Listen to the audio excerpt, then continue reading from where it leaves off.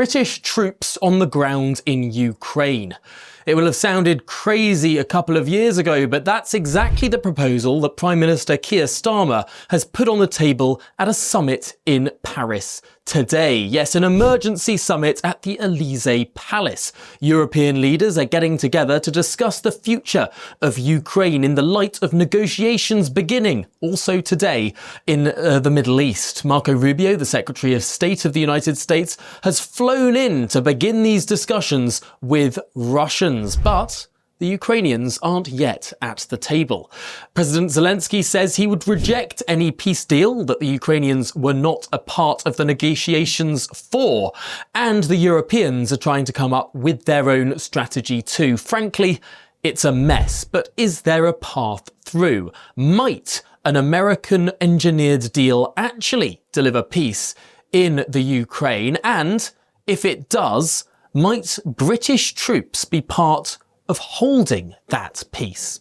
One suggestion is that 10,000 British troops could make up part of a European deployment aimed at keeping a new peace line, wherever that peace line may be agreed to be. I mean, there might be a demilitarized zone, a DMZ, as we see in Korea, as we've seen in other countries around the world too. But critics say that 10,000 troops deployed by Britain wouldn't actually be 10,000 troops at all. No, 10,000 troops deployed by Britain to be on the ground in Ukraine would mean each and every one of those troops would need another in rotation and one in training. Suddenly, the real deployment costs of 10,000 troops looks a lot closer to 30,000 troops, given the normal rotation of military deployment. That looks like a much larger commitment, especially when we're looking at an army of less than 100,000 people. Some estimates suggest that our army could be as low as 70,000 individuals in the coming years. Could we really be deploying almost half of our entire armed force capability in Ukraine? And what would that say about any other security challenge that we'd have around the world? What would that say about the security of the United Kingdom? Well, some argue, of course, that the security of Ukraine is the security of the UK. If there's a war raging in Europe, that affects us domestically too. Others take a very different view. There are discussions being had at the Elysee Palace precisely over these issues, and frankly, about how reliable a partner the United States of America is in this brave new foreign policy world. Well, we had exactly that debate here on GB News earlier today. Now, Sir Keir Starmer has arrived in Paris as the Prime Minister's meeting with European leaders for an emergency summit on the situation in Ukraine. The PM has announced he is ready and willing to put British troops on the ground in Ukraine to enforce any peace deal. Let's go live now to Paris and speak to GB News' political correspondent Catherine Forster, who is there live on the ground. Catherine, Sir Keir Starmer lands in Paris and all talk back in Britain is the prospect of British troops being deployed on the ground there in Ukraine. Tell us more. Yes, good afternoon. We're just a couple of hundred metres along from the Elysee Palace where this emergency summit is taking place now. In the last few minutes, our camera guy, Ollie Costello, managed to get footage of the Prime Minister literally walking along the road to those talks. But he's already made it clear that Britain is prepared to send troops to Ukraine as part of a peacekeeping force. Now, look, some countries have already ruled that out. Poland has said that's not going to happen. But countries like Germany and Sweden are talking more open to it. And also France. Of course, France and the UK, the biggest military powers in Europe. But it's all the big beasts from Europe. German Chancellor Olaf Scholz, Italy's Giorgia Meloni, Mark Rutte, the head of NATO, and also Ursula von der Leyen, the EU Commission President, and they've gathered here very quickly, given the speed at which events are moving and Europe feeling increasingly left behind while the United States and Russia talk to each other about the future of Europe and the future of Ukraine. So here in this meeting, they will be talking about potential troops, how any sort of peacekeeping might work if and when we get some sort of ceasefire arrangement, but also crucially talking about defence spending. Now, Donald Trump has said that Europe needs to spend 5%. He says they can afford it, and a warning today from the Polish. They're already spending 4.7%. That's exceptional in Europe. But Donald Tusk is basically saying, pay up now, says Europe needs to step up its spending right now, or it's going to have to spend much, much more down the line. Now, Sir Keir Starmer, they've indicated they're going to set out a pathway from 2.3 to 2.5%. No timetable for that. I'm not convinced that's going to cut it, but of course, where on earth is the money going to come from? Worth saying, of course, that Sir Keir Starmer will be heading to Washington next week to meet President Trump, hoping that the special relationship between the United Kingdom and the US still means something in these incredibly turbulent times. Catherine Forster, excellent summary there of a fast-moving situation. Thank you very much. Joining us from Paris, Catherine Forster. Let's head back to London now. Joined in the studio by Mark White, our Home and Security Editor, and our Political Editor, Chris Hope, joined me in the studio. Mark, let's start with you. I can't help but wondering when I see Sir Keir Starmer strut up to Macron there and the rest of them. This is all performative optics. None of them have a single say in what goes on in this deal. It's all down now to Donald Trump and Vladimir Putin. So what's the point of all this? They want to still have a say, there's no doubt. But they are not even slowly but surely, but very quickly being frozen out of that process. Now, the Americans have said that once these preliminary talks in Saudi Arabia, if they pave the way for actually more formalised peace negotiations, then European leaders will have a part to play. But it's going to be ancillary. It's not going to be direct participation in the negotiations. This is Donald Trump, the art of the deal. He doesn't want noises off. He wants to have his direct negotiations with Vladimir Putin. They're the two big beasts in the room. Remember J.D. Vance last week saying there's a new sheriff in town, and that new sheriff in town is already shooting from the hip, isn't he? And those European leaders, those deputy sheriffs, probably never thought that they might be in the firing line. But clearly, from J.D. Vance last week telling them some home truths about not just their defence spending, but also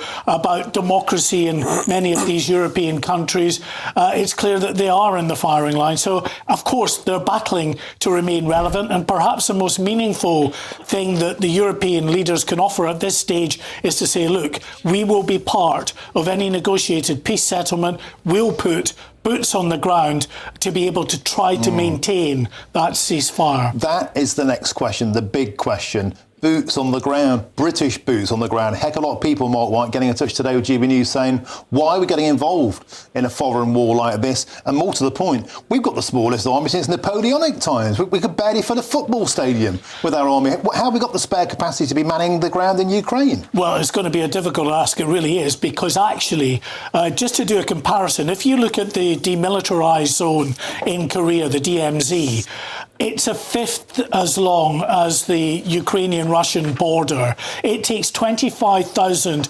permanent US troops to man that. And that's not a hot war. It maybe was many decades ago, but it isn't now. You are talking about a conflict, if they bring it to a cessation of violence or a ceasefire, where both sides are very angry, very hurt. The bloodlust will be there for these peacekeepers to try their level best to keep these sides apart. And you're talking about, as I say, a much longer border that's probably going to require about 100,000 troops on the ground to be able to do that. But the difficulty there is it's not just 100,000 at that point. You need 3 times that number. You need 300,000 troops to rotate in and to rotate out as well.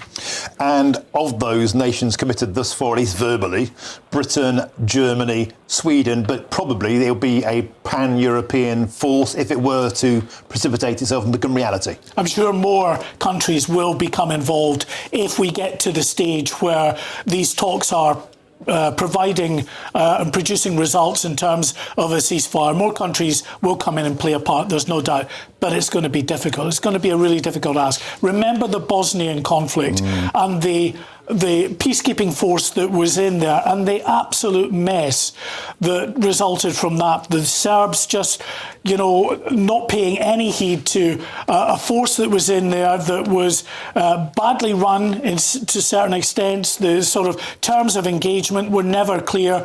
The political backbone to empower those officers on the ground to be more robust with the Serbs was never there, and it was a complete and utter mess. OK, Chris, so let's get some politics from you now. How do you think this is going to play out with the British public? I mean, the prospect of getting involved in a foreign war, committing troops and a huge amount of money. Some may say it's long overdue that finally Britain and the rest of Europe has had to cough up its NATO dues, but this could be a fresh conflict, a fresh front of battle. Do we really have the capacity for it politically?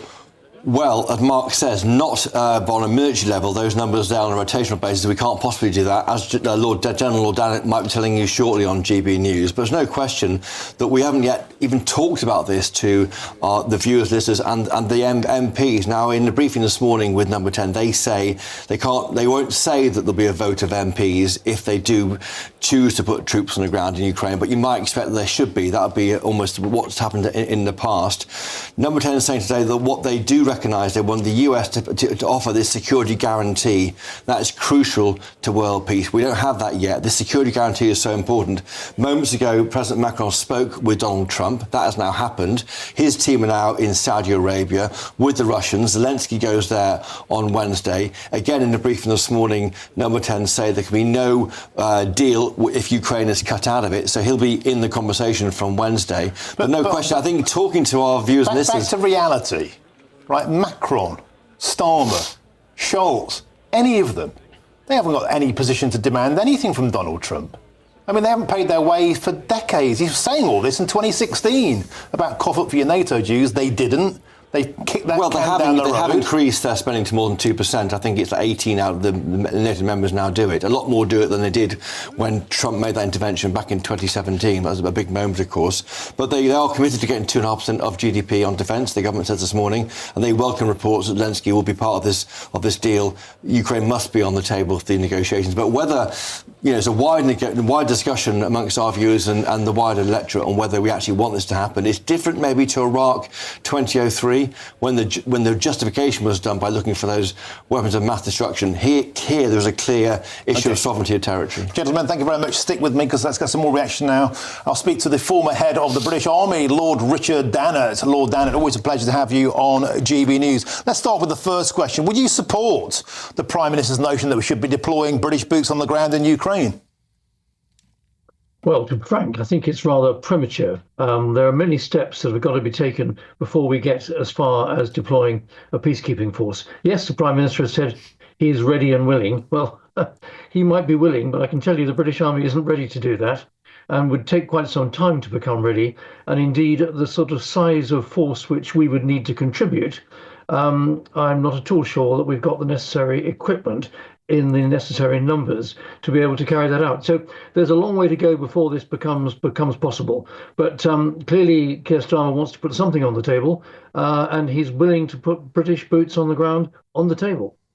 OK, Lord Dannett, I'm joined by our Home and Security Editor, Mark White. He's got a question for you. Lord Dannett, in terms of, I know you don't know the precise numbers, but given the length of the border that there is between Ukraine and Russia, would it be reasonable to suggest about 100,000 troops potentially, and maybe 10,000 being the commitment from the UK? Would that be reasonable, regardless of whether we can actually manage to supply that number of troops, of course? Well, those figures are figures that are being used at the present moment. I think it would have to be determined by what the mission and what the nature of the peacekeeping force was going to be, whether it required large numbers of troops physically interpositioning between Ukrainian and Russian troops, which, if you think about it, is potentially extraordinarily dangerous, given that they will have fought over these front lines for quite some time. There'll be a tremendous amount of unexploded ordnance present, which will require troops, whichever nationality they come from, being in well-protected vehicles. It's also a question of how much of this can be done from aerial surveillance and from drone surveillance. So there are many technical issues that would have to be determined. But I think for the sake of argument, against that, along that very long front line, to say 100,000 troops, and Britain might be able to produce 5 to 10,000 of those. And as you were saying a few minutes ago, the way that we do these roulements, these sustained deployments, is for a force of 10,000 deployed. We would try and put in place an 18 to 24 month tour interval. So that means if we're going for an 18-month tour interval, we've got one group of troops deployed. We've got 3 others in the pipeline, training or recovering or carrying on with other duties. And if we go for a 24-month tour interval, which we have tried to do in the past, that's 5 groups. So if you work on 10,000 troops, it could be 40,000 that are tied up or 50,000 that are tied up. And my goodness, total strength of the British Army at the present moment is 73,000, and they're not all sitting in barracks doing nothing. They're extraordinarily busy on other deterrent tasks, forward deployment tasks, and other tasks around the world. So, I mean, we've got to get real here. We've got to get real in terms of timescale. We've got to get real in terms of just what is practically possible to do. And then, of course, there's what it's going to cost. And as I've already hinted, that the amount of equipment that is available currently would not match the task. Let's face it, if we deploy a force, it's got to be able to look after itself, protect itself. We gave all our AS-90 155mm guns to Ukraine early in the war. We've not had the money to refurbish our Warrior infantry fighting vehicles. We've reduced the number of tactical helicopters, the amount of tactical airlift that we've got available. There are a lot of holes in our inventory which would need to be addressed very quickly before we could put a meaningful, well-protected force into the field to carry out this very difficult task. And Lord Danny, talking about 40, 50,000 troops there, 73,000 the total, and yet we still can't even defend our own borders. I digress. Chris Hope's got a question for you, our political editor. Lord Danny, great to see you on Jubilee News again. A quick one. Is there a question of convincing people that the hearts and minds of why we're doing this? We know, of course, we supported the families when they came over here from Ukraine, but committing UK troops to the ground in Ukraine is a whole different can of worms. Do you think you want to see more from the government on convincing Brits of the need to back and go into battle with Ukraine? Well, hopefully we're not going to go into battle with Ukraine, but I know your point, Chris. I think the narrative has got to change, and I think government has got to change it. I think it's got to change it in 2 ways. It's got to change it in terms of the nation's willingness to spend more of our national treasure on defence. And given the other pressures on Rachel Reeves' budget, shock horror, we may have to consider raising taxes and all shoulder a bit more of a burden. And then the other aspect of this is the willingness and acceptance by the general public that we're prepared to put a force of 10,000 strong, a contingent of that sort of size, into a multinational force to endeavour to police a ceasefire. This is not an easy task in any shape or form. And I'll be absolutely honest, I think we're quite premature about discussing this. And you have to ask the question, well, 2 or 3 questions. Under what flag would that force operate? Would it be a NATO flag? I don't think Putin would ever allow NATO troops under their flag so close to his border. Would it be an EU flag? That's a difficult one for us. We're not in the EU anymore, as far as I'm aware. Would it be under the UN flag? Again, another big issue. So there's issues of command and control and flagging it out. And just would Putin be prepared to accept international troops right up close to the Russian front line? There's a long way to go on this. It's a fascinating discussion, and of course here at GB News we're the home of free speech, so get involved in that conversation down in the comments below, and remember to subscribe to the YouTube channel of GB News for more GBN original content and also more fiery debates.